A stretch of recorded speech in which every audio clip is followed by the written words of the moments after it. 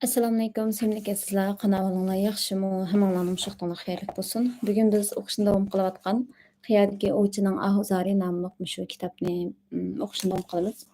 Kitobning avtorlari Qirg'iz yozuvchisi Chingiz Aytmatov bilan Qozoq shoiri Muxtar Shahonov o'tirsidagi suhbatlar asosida yozilgan bir kitob.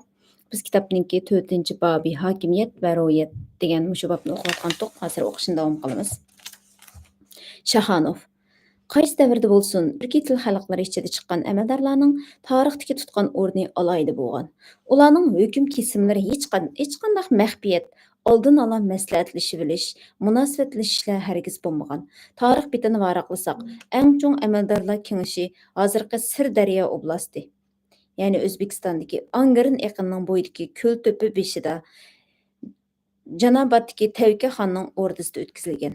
Bu kengashda Yiroqni ko'rar beylar, bey degan oddiy xalq, avom fuqarolar orasidan chiqqan qabila oqsoqon deydi, ya'ni bey demoqchi ekan bu yerda. Beylar qozoqlarning urf-odat qoidalari to'plami 7 qonunni ma'qullagan. Ko'l to'pining beshida kundi kengash deb atalgan bu kengash To'la bey, Jarangliq ovozli Qozibek bey, Oytek bey, Qirg'iz Qo'qim bey, Qorabulpoq Sosiq bey, Ediga beylar kelib, el yurtini tashqi dushmandan qo'g'dash, xalqning birligi bilan ittifoqligini saqlash, insonparvarlik, farosatlik bo'lish, ota-bovisining or-nomusiga dog' tekkizmaslik, xonlarning yurgizgan siyosiy va diplomatiya munosabatlari haqida ko'ngillariga pukkan bebaho o'ylarini bayon qilib, xalqning kelgusi uchun bosh qotirgan.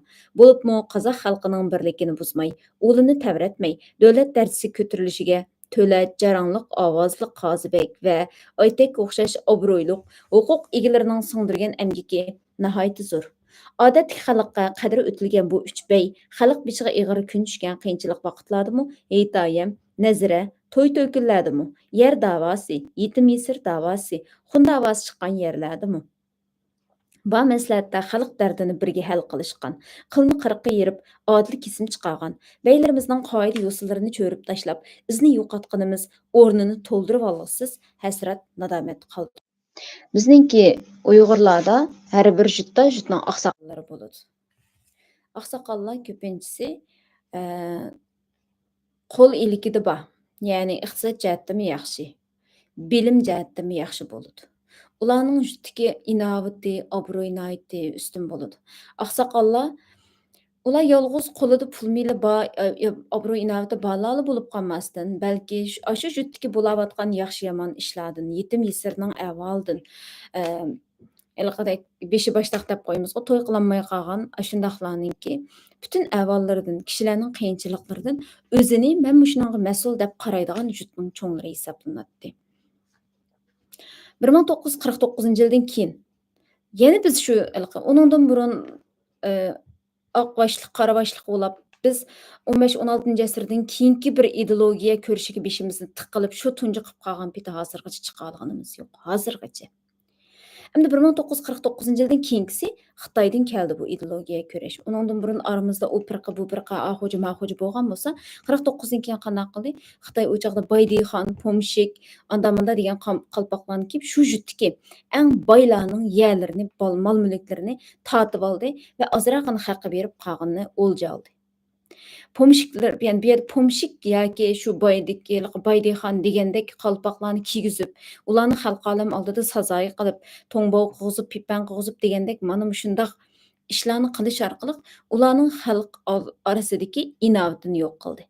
Va shu zamondagi qizil adabiyot deb atalgan, atalmish adabiyot, ya'ni atalmish dog' tushiriladigan qalam, qog'ozlar orqali shu vaqtda ularni intayin qo'rqinchli xalqning haqqini yeb olgan, jutdagi ashuna xalqning haqqi bilan o'zini boy qilgan qilib ko'rsatdi.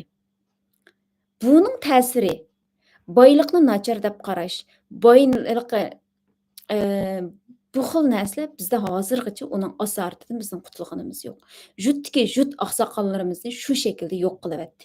10 yil yoki 20 yillik kurashninki natijasida ular yolg'iz jutda o'zininki o'rni yoki boyliqini emas, Uyg'urlarninki ijtimoiy tartibidagi Bir ko'rinmas kuch. Bu yerda u ya unda mundaq deb diyjan, shu diyjan degandek va yoki bo'lmasa boshqa har xil siyosiy huquqlar emas. Balki xalq e'tirof qilinadigan oqsoqol deydigan bir kishi, jutning cho'ngi deydigan bir kishidan tap tortadigan, shu jutdagi cho'ng kichik masalan qonunning kuchi yetmaydigan inchik saholar bo'ldi. Palonchininki dadasi yo'q, to'yni qilolmay qapti. Dada ulab ashunga beshiga bosh bo'layli. Pistonchining uyida manda bo'lib qapti. Deb yiliqi qonun qarab bo'lolmaydigan, lekin axloqiy nuqtadan, vijdoniy nuqtadan hal qilishga tegishli shu narsalarni oqsoqollar bosh bo'lib hal qiladi. Bizga bu narsalar butun, mayli adabiyot orqali bo'lsin, mayli boshqa shakllarda bo'lsin, mayli shu javrdagi har xil siyosiy harakatlar orqali bo'lsin, bizga ular eski ko'rsatildi. U boylar bizga pomshik deb to'nitildi. Jutning oqsoqollari deydigan qoida shuning bilan bizning oramizda yo'q bo'ldi. Hammadan barobar dedi, to'g'ri, barobar.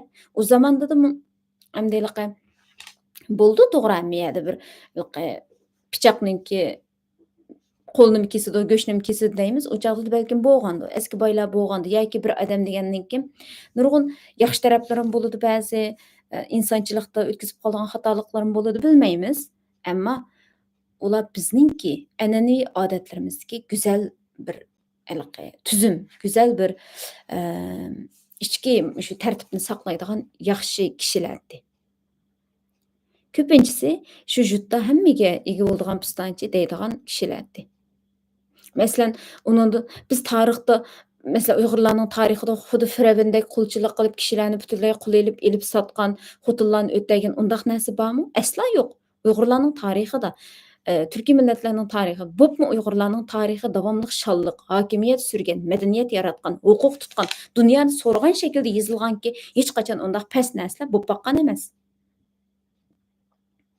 Ammo shu yaqinqi yarim asrni 50-60-70 yillarning buyinig'ilam qarasak hamda ota-bobolarimiz beshidan o'tkazgan shu narsalarga qaraydigan bo'lsak, bizningki shunda oqsoqollarimizning hammasi o'rni butunlay yo'q qilinadi. Bir juft kim cho'ng, kim kichik. Barobarlik degan gap hargiz qo'pab, axloqni chaylash degan gap emas. Balaning balaga loyiq izzatlanishi, cho'ngning cho'ngga loyiq hurmatlanishi barobarlik. Bu yerda. Bu barobarlik bizda bor. Bizda bor. Shu mahallada oldin qaytam bir narsa deb o'tib ketgandim. Mahallada hamma uyda hammalarning to'ni salolg'idek iqtidori olmaydi. Bir mahallada 10 masalan 20 odam o'tdagan bir mahallada 3-4 toni bo'ladi.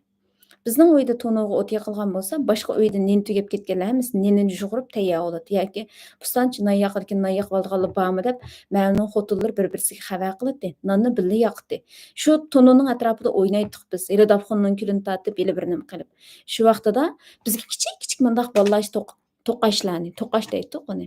To'qashni epib, ma bolaning yigisi kelib ketdi, bolaning rizqi deb, ashuni hammadan burun bizga beradi.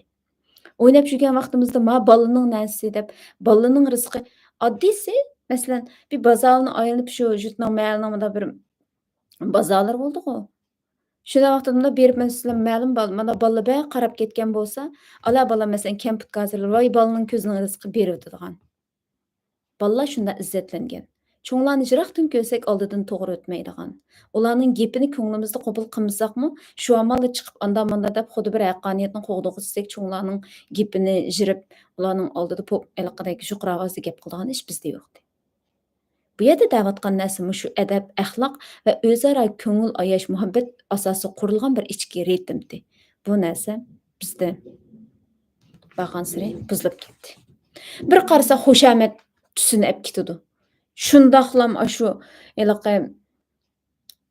secde qilgandek shundoq oldida ashundoq qiladigan voy zodi deb beshig'i ilib ko'tarib yo'loqchilik qiladigan, yo'q yerda keyni ko'tablam gap qiladigan. Hurmat, xushomat boshqa, yo'loqchilik boshqa, hurmat boshqa. Bu narsalar orasidagi uqum farqi aniq bo'lishi kerak.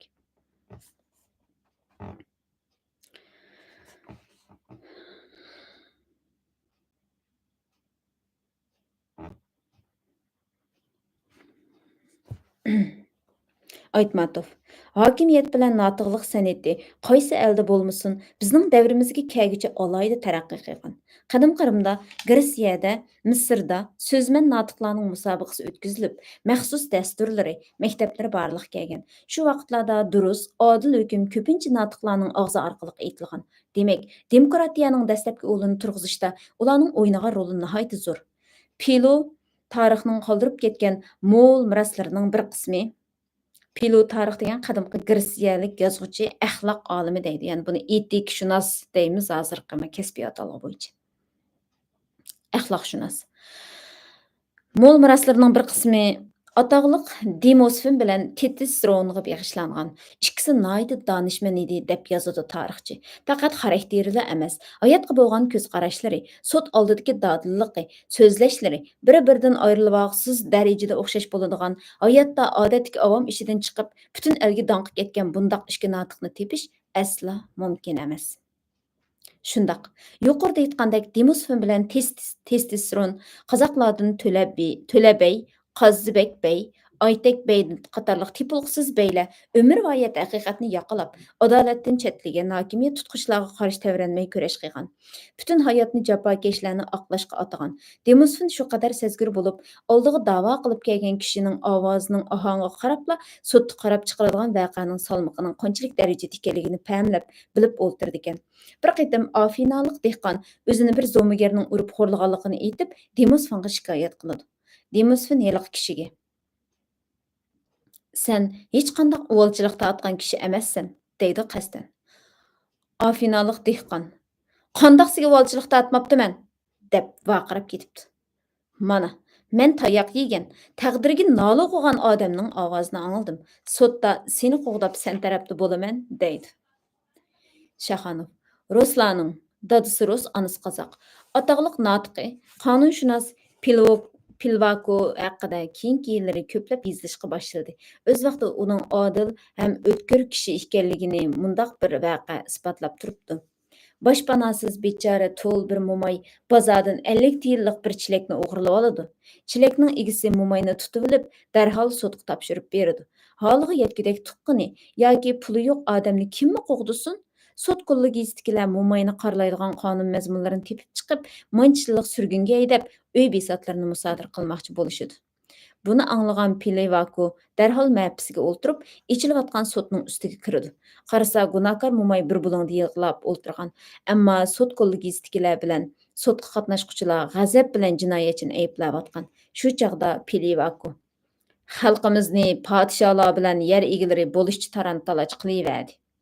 Büyük hem şefqatli Rossiya padişahlığı onu keçirdi. Yaponlar bilan bo'lgan urushda yaramsız yo'lboshchilarning kasofatidan terib-piram bo'lib yengilib Büyük hem şefqatli Rossiya padişahlığı onu keçirdi. Lekin bir bechor mo'may 50 tiyinlik chilakni o'g'irlab qo'ysa uni kechirolmaydi. Uningga mehribonlik va mardlikni yetkazolmaydi, deb hasrat bilan so'z qilgan ekan. Sud qo'lligistikilar Apple Music arşivinde Hasret Prensesi bulamadım. Bir Sud qo'lligistikilar o'zlarining qamlashmagan ishiga qattiq pushaymon qilib, mo'mayni darhol oqlaydi. Mana, har qaysi davrlarda talay-talay hukmdorlarga shon-sharaf elib kelgan notiqlik san'atining kuch-qudrati qanchalik ekan? Bugungi kunda biz bilamiz, nutqning kuchini biz bilamiz. Dunyoga dangliq nurg'un aktiv energiyalik nutq so'zligichilar bor. Masalan, biz universitetda o'qiyotgan vaqtlarimizda Nick deydigan bir bola bor. Demak, ikki qo'li va ikki puti yo'q. Masalan, u bola o'zining nutqi bilan dunyoda nihoyatda dangliq bo'ldi, hayotini o'zgartdi. Uningdan boshqa Pokistonlik ayol bor, Muniba Mazari. Ondan yana biz bilamiz, Nobel tinchlik mukofotiga erishgan Malala deymiz. Ya'ni nutq bak muhim narsa. Dunyoviy dangliq nutqlar hozirmi insonning qalbini larzaga soladi. Masalan, shu Martin Luther Kingning o'qigan dangliq bir nutqi bor. Mening orzuyim deydigan. Uningki inglizcha I have a dream. Bu universitet darslik, ingliz tili dars kitoblarga kirgizilgan. Bizning bolalarimizningki keyingi adabiyot darsligi shu Yolqin Ro'zi qatorliqlar tuzgan adabiyot darsligida bormiki deb o'ylayman. Bak qaltis bir nutq. Mening orzuyim. YouTube'da Uyg'urcha bormi yo'qmi bilmayman. Keyingi vaqtlarda ashuni bir yaxshi unga elib qo'yib qo'yishga tirishaman. Ya'ni qaltis nutqlar insonning qalbini pokizlaydigan so'ponga suvga o'xshaydi. Kona sistema mezgilida asrlardan asrlarga oltin ağamchisi üzülmey, avloddan avlodga miros bo'lib kelgan zo'r milliy aql farosat, urf-odat va ro'yitimizga cho'nqur yildiz tortgan notiqlik deb atalgan xazinamizdan ayrilib qoldik. Keyingi yillari Asqar Aqayevning yetaklashi bilan Qirg'izistonning har qaysi joylarida oqsoqollar soti uyushtirildi. Kelgusida Qozog'iston bilan O'rta Osiyo jumhuriyatlaridami oqsoqollar yoki beylar sotiga ko'ngil bo'lib, hatto maxsus tarbiyalash uyushtirib, ajdodlar an'anasini kuchlantirsa, yengilmaydiganligimiz aniq. Rost, hozirgidek davolg'ib turgan turoqsiz vaziyatda jinoyat o'tkazish ahvollari ig'ir. Alayda ig'ir jinoyat sodir qilganlar o'z qilmishlarini bo'yniga olishi kerak. Biroq ozroqli jazo berilganlarning hammasini degidek turmaga tashlab versa, erishadiganimiz nima bo'la? Odatdagi jinoyatchilarning ichida 2-3 yil turmada yetib chiqqan yosh o'smirlarning niyati texmi qorilishib, kishilik adab axloqni umrlik yo'qitib qo'yayotganligini hammamiz ko'rib turibmiz. Bundaqlarga o'z ovulining, o'z tavalligining eng obro'yli, eng notiq oqsoqollardan tarkib topgan beylar soti keng ommani qatnashtirib, qandoq jazo beradiganligini o'zlari hukm qilsa, bu bir tarafdan jazolangan kishining or-nomusiga tegish orqali tarbiyalash bo'lsa, yana bir tarafdan onasi tepgan qulining teni og'rimabdi degan xalq maqol tamsili tashabbus qilinadi. Konfuzi bu haqda mundaq deydi. Konfuz degani shu ko'ngsin demakchi. El boshqurg'uchi birasiga jazo hukm qilishda har vaqt ota-bobolarining an'anasini esida tutib hukm qilgani afzal. Shu chaqdala hukmning odil bo'lganligiga boshqalar qoyil bo'lib, ishonch turg'izadi. Ishlarini jon-dil bilan qo'llaydi. Aytmatov. Yer yuzidagi insonlar nima sababdan hokimiyatsiz, boshquruqsiz yashayolmaydi?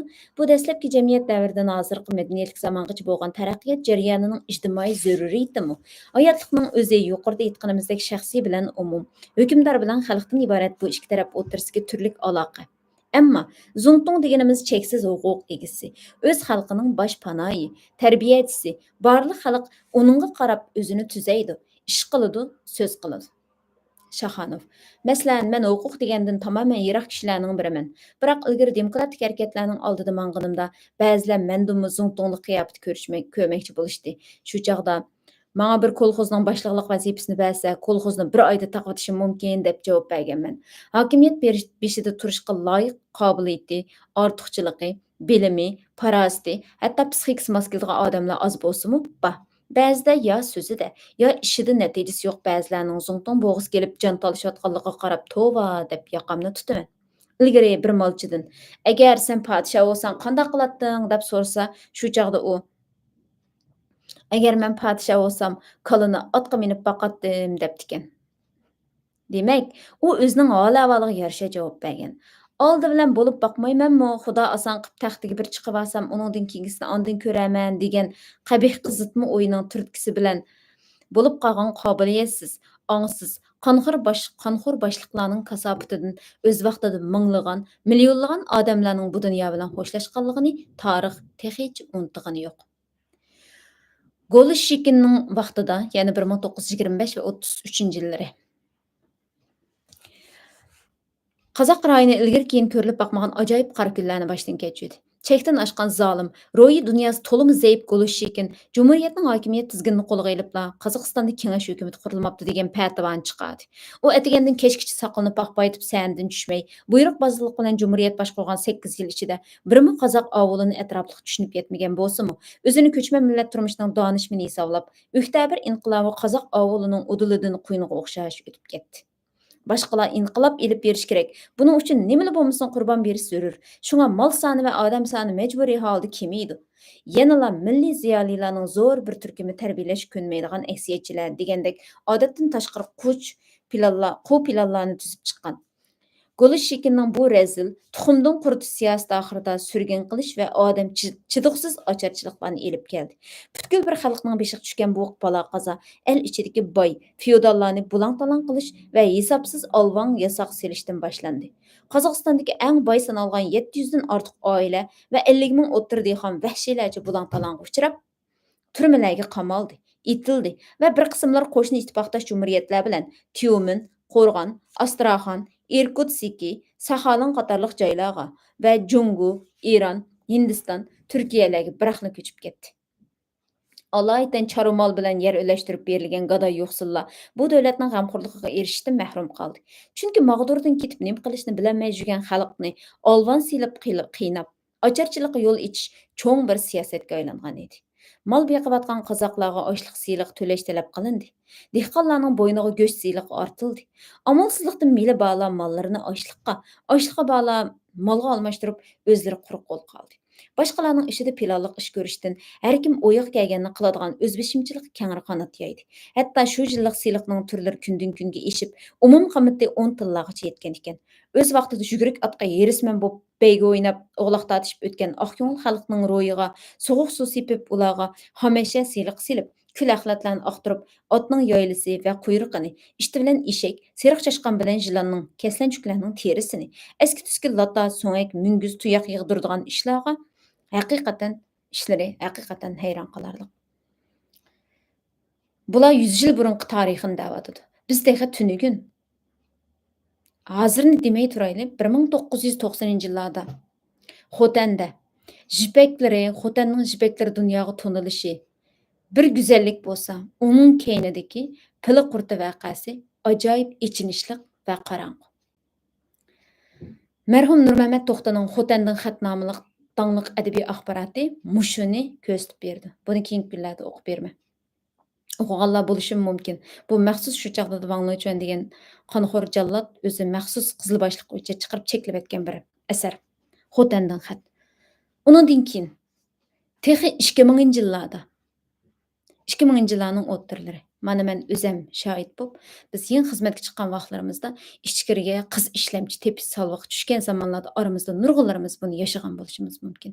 Bo'lib ketgan ishlar, bo'lib ketgan alvon yasoq shu zamondagi ajoyib ochiq hikoyalar. Qashqa Qo'nisha noyisining oqqosh yezisi. Chet bir yeza. Her qaysi yerlerde masalan bir zamanlar 2000-yillarning boshlarida butun Jungo Xitoyning miqyosi shundoq bizning Abnur rayonimizdami, Abdunum rayon deb ataymaydi. Bizning diyorimizda, vatandami nima bo'ldi? Shu ilaqam masalan yerlik dars kitob tuzish u bu degan ashtaq bir narsalar bo'ldi va har bir yer o'ziga xos bir narsa qiladi deb hamma yerning ma'lum bir dangliq narsalar o'tirg'i chiqdi. O'zim Qashqarda, shu Qashqarga aloqador narsalarni bilaman. Masalan, Qashqa Qo'nisha noyisining O'g'soq yezisini milliy cholg'u asbob kent qilamiz deb u yerda hamma kishining işte cholg'u dudlarni ravab yasaydigan maxsus yerlarni qurib ashtaq qildi. Yo'pog'ining ishki dangliq o'g'achqa eshak yetishtirish bazari, eshak sutini kengaytirish, uni setishmishlar narsalar bo'ldi. Bu narsalarningki to'g'ri yaxshi tarafimi bor. Ma'lum bir narsa shu yerda yaxshi yetishadigan bo'lsa, uni afzallikka aylantirib iqtisodiy fursat yaratish kerak. Ammo qarig'ularcha oqqosh yezisida eshak suti bazasi qurish, eshak sutini setish orqali xalqni beytimiz deb bu yerda eshak chiqamdi? Bu yerda chiqadigani sut chiqadigan midishakmi yoki hangi eshakmi hech kim o'ylashmadi. Bütün o'qituvchilarga, xizmatchilarga midishak tepish siyliq tushirildi. Necha oylik maoshini yig'ib, boshqa yerga yurib, eshak tepib kelib, har kuni ishkili maktabning oldidagi jirimga bog'lab qo'yib, oqisini berib, hukumatninki eshak suti beradigan yerga olib sog'dirib, o'zining sut siyliqini qildigan ishni 2007-2008-yillar yashadik. Qizqarliq anglamdikan. Bunday hikoyalar Uyg'urning turmushida samandek. Disib hech kim ishonmagidek, ammo o'zimiz shuni yashayotgan.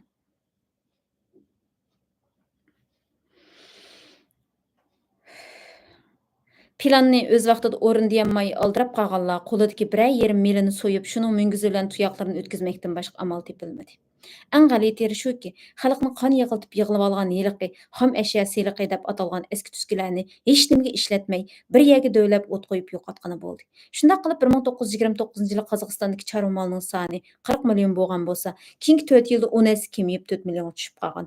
Ammo Golishchikin hokimiyat tutgan 8 yil ichida 4 million 100 ming qozoqning 2 million 200 mingi hech qachon quloq anglamagan, ko'z ko'rmagan ajoyib ocharchilik dastidan chivindek qirilib ketadi.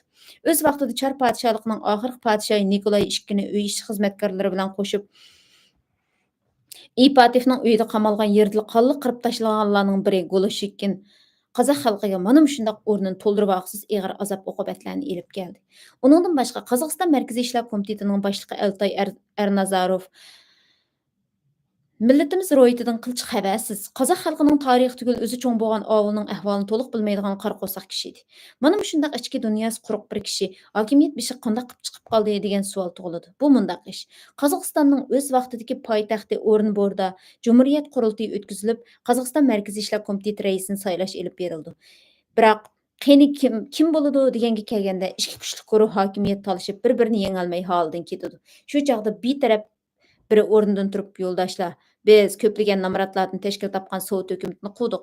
Mana bu Altay namoratning eng namrati beshi toz desanglar toz, savodsiz desanglar savodsiz. Meningcha raislikka buningdek loyiq kishi yo'q deb ko'pchilikning o'tirisida mugidab o'ltirgan Ernazarovni ko'rsatkich barmoq bilan ko'rsatdi. Bir-birini hokimiyat beshiga chiqarmaslik maqsadida to'qinishayotganlar kim bo'lsa bo'lsin, qarshi tarafning odam bo'lmasa bo'ldi degan niyatda hammasi uningga ovoz berishdi. Uyg'urlar ko'pinchamiz Turkiyada yashadik va eng az 2 qatimliq saylovni boshdan o'tkazdik.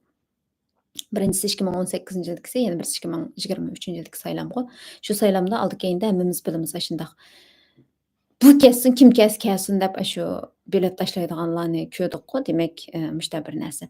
Ondan mayada Qum bosgan shahar romanini oldingi qitim o'qigan vaqtimizda Beg'amlar shahri o'ziga saylam o'tkazgan bir naq maydonni ko'z oldinglarga keltira oldinglarmi? Beg'amlar shahri aslida yo boshliqi yo'q, yo ilqidagi sipili yo'q, yo chegarasi yo'q, yo askari yo'q, hech nimasi yo'q. Shundoq beg'am yashayotgan, shundoq bir behrama yashayotgan xalqdi. Shuning bilan u yerga ancha-muncha ubuklar kelgandan keyin voy shundoq avval xabar keladi. Voy mushtaq quyosh shoyi deb birisi besivog'idek, kavog'idek, tolavog'idek, yevog'idek degan gap kelgandan keyin voy bo'lmabdi bu. Unda o'z bizim bir boshliq saylab baqamdiq. Bizim bir bijnim qilib baqamdiq deb u bu gap chiqdi. Asli buni boshida o'tirib qo'yguchilar shu supurgitdi-ku, Jahongezdi supurgi. Lekin Beg'amlar shahrining saylami qanday bo'ladi? Uni ko'rsatdi, oqdi. Buni ko'rsatdi, qoqdi. Aning ayri andati, maning mayri mandati. Palonchi boy desa u maqitimda tarozi adil bo'lmagan. Pustanchi desa ko'z qizlarga qosh etib qo'ygan. Palonchi desa yana bir nima deb chiqqan hammadan bir yerdan qusur tepib, hech qanday qusur olmagan. Shu iliqi Seg'izxondan saqqog'idan oqbisini topamiz deb o'tirib, nima deydi bir shu orliqda bir chaqchaq qiliblar. Manda hech qanday gunoh olmagan bizni izlasanglar, bu vaqtdan bizni podshoh qilib qo'ysa bo'ladi deydi.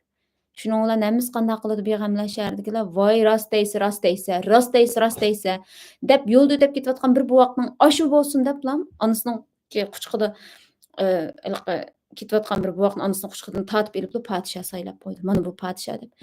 Bu xalq Beg'amlar shahridagi bu xalq o'zining podshosining qaysi buvoq ekanligini bilmaydi. Bu bir buvoqni podshoh qilganligini anglagan quyosh shoyi besib kelib butkul buvoqlarning hammasini qirib tashlab buvoqlar qabristonligini shakllantirdi. Qaramoqqa bu bir hikoyadek, hikoyaning ichidagi hali kulamsiz, yig'lamsiz bilmagidek bir ochiq voqelikdek tuyulsimi? Mana.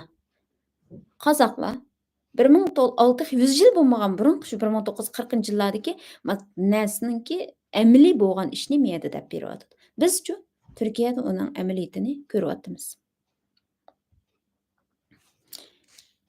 Aqlli xalq bo'lmagan yerda adil va demokratik podshoh o'tirib asla chiqmaydi.